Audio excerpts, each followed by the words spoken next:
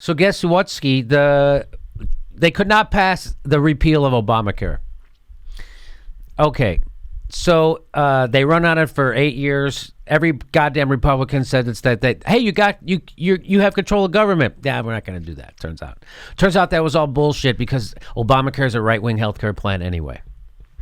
That's the problem. It was thought up at the Heritage Foundation by a bunch of right-wingers as a response to Hillary Care, which was Bill and Hillary Clinton trying to. And by the way, single payer is the thing that we need, and everyone knows it, and blah, blah, blah. So Dave Weigel, a friend of the show, did a nice takedown of exactly how this went down. This is from the Washington Post, Democracy Dies in Darkness. Those are the people who shit on Edward Snowden. Just never forget that, and they led us into the Iraq War, the Washington Post. They're not that good, except when they write nice things about me, and Dave Weigel does good work. So left out of the H8, so that's the American Health Care Act. That's the Trump Care. They're calling it the AHCA. Left out of the AHCA fight, Democrats let their grassroots lead and win. Meaning the Democrats didn't lead.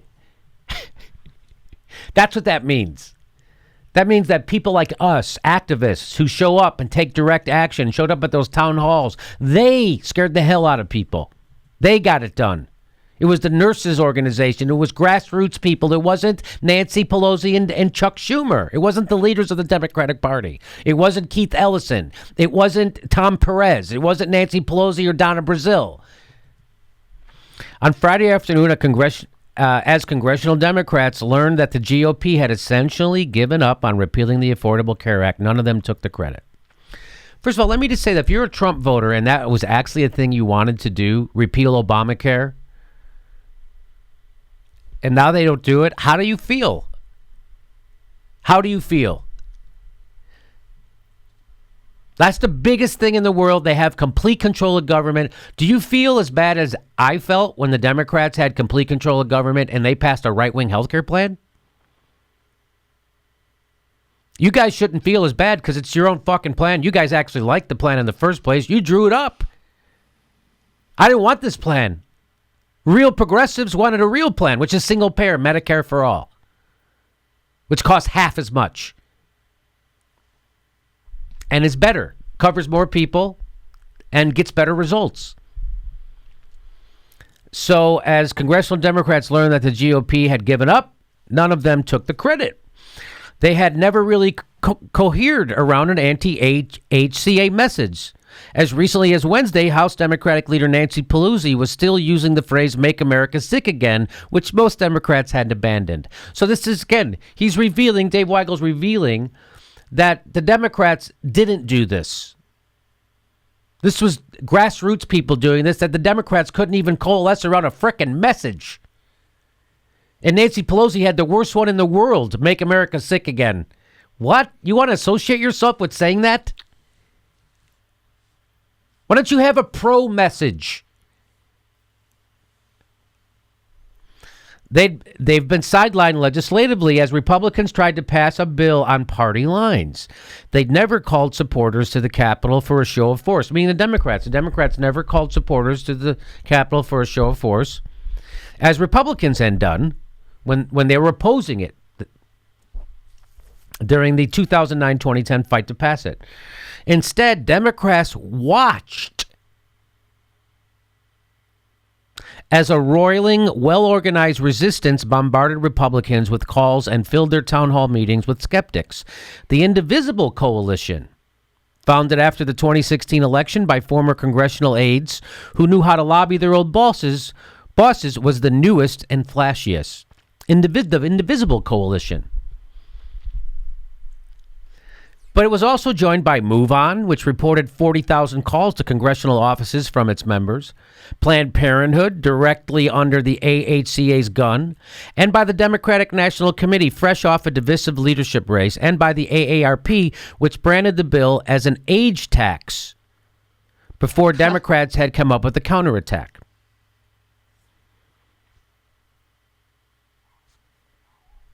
Congressional Democrats did prime the pump. After their surprise 2016 defeat, they made Senator Bernie Sanders the outreach director of the Senate caucus.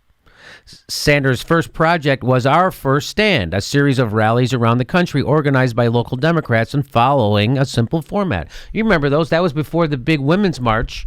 The week before that, we covered it. So we went out in Hollywood. They had them all over the country. They were elected officials would speak. Then they would pass the microphone to constituents who had positive stories to tell about the ACA. That was the format they followed. And those are First Stand rallies that Bernie organized. What we're starting to do for the first time in modern history of the Democratic Party is active grassroots organizing, Senator Sanders said in a January interview, which is true. That is what was happening. We're working with unions. We're working with senior groups. We're working with healthcare groups. We're trying to rally the American people so we can do what they want. And that is not the repeal of the Affordable Care Act. The outsider approach to lobbying grew from there. The outsider approach. So again, this is not the Chuck Schumer, Nancy Pelosi's. This is organizing groups. The outsider approach to lobbying grew from there in ways that quickly came to worry Republicans. Indivisible affiliated groups advertised congressional town halls and flooded them. Like the January 14 rallies, the town hall tactic mirrored what the Tea Party movement did in 2009. Like the Democrats of that year, many of the Republicans responded glibly, blaming out-of-state or district rabble-rousers and searching for the invisible hand of George Soros. So the Republicans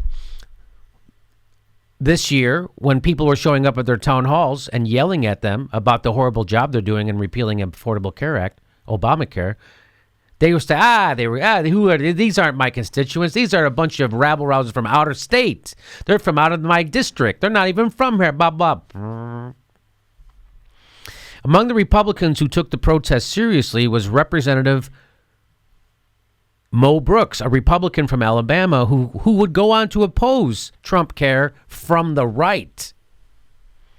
I don't know if we're going to be able to repeal Obamacare now because these folks who support Obamacare are very active, Mo Brooks told a radio host in February. They're putting pressure on congressmen, and there's not a counter effort to steal the spine of some of these congressmen in toss-up districts around the country. So what happened is a version of what I had hoped and predicted would happen, which is that when Trump proposes something horrible, all the Democrats, independents, and the purple state Republicans will coalesce to oppose it. But what happened here is that Trump actually was the moderate, and it was the crazy right wing of the Republican Party, the Freedom Caucus, that was being mental. Because the Republicans originally wanted to keep most of the stuff in Obamacare. So it was the same thing. It was that all the Democrats, all the moderate Republicans coming together against the crazy right-wingers. And they couldn't get together. Isn't that nice? So a version of what I said it was going to happen actually happened. Beltway groups were helping organize the opposition and did not pretend otherwise. But they were effective because they had actual grassroots buy-in. Elizabeth Juveler co-founded an indivisible group in the district of Representative Rodney Frelinghuysen. That's quite a name. Yeah, we'll go with that. Yeah. He's a Republican from New Jersey. Thousands of people showed up, according to Juveler. All were informed of how to call his office, because calling works. Because someone has to answer the phone call. When the health care bill was dropped, Frelinghuysen was besieged with calls. And on Friday, he announced that he would oppose AHCA Trump care. According to Joe Dinkin, a spokesman for the Working Families Party, there were dozens of stories like that. Look at that. He'd never taken a position against the party, Juveler said in an interview. By all accounts, he's an affable person, but he wasn't accessible.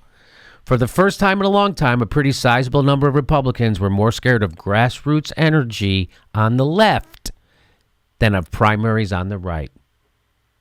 So exactly, we got to make them afraid of us. Look at it's even happening with right-wingers. Helpless to defeat the bill with their numbers and not even consulted by Republicans who intended to push it through, Democrats counted on grassroots energy to grind the majority down. There was no big rally at the Capitol because the activism in districts was seen as more effective. Oh, that's why? That's why? Really? That's why? Organizers had a first victory today, said Representative Pramila Jayapal from Washington at a small CPC rally after the bill's delay Thursday. Quote, across the country, they pummeled Republicans for this horrible bill. So here they are. They have to govern. They're the dog that caught the car.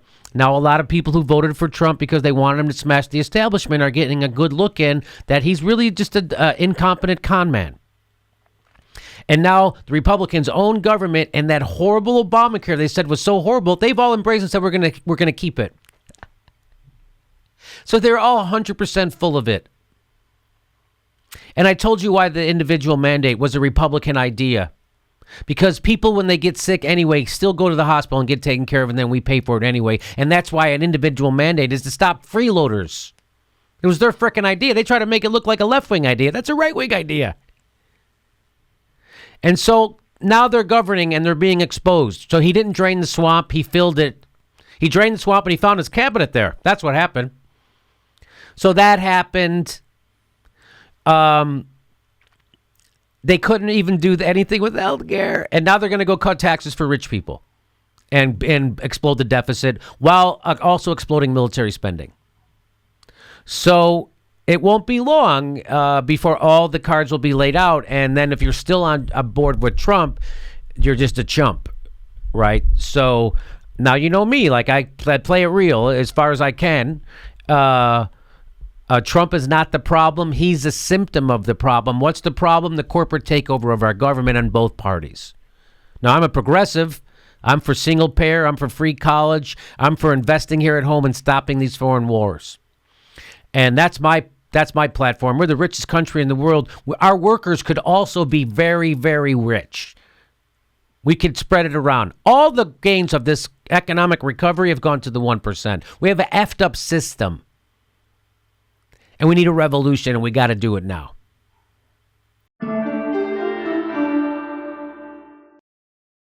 Hey, our next live Jimmy Dore show is April 24th. April 24th, live in Burbank. We do 2 shows a month, live shows, so get your tickets right down there, jimmydorecomedy.com.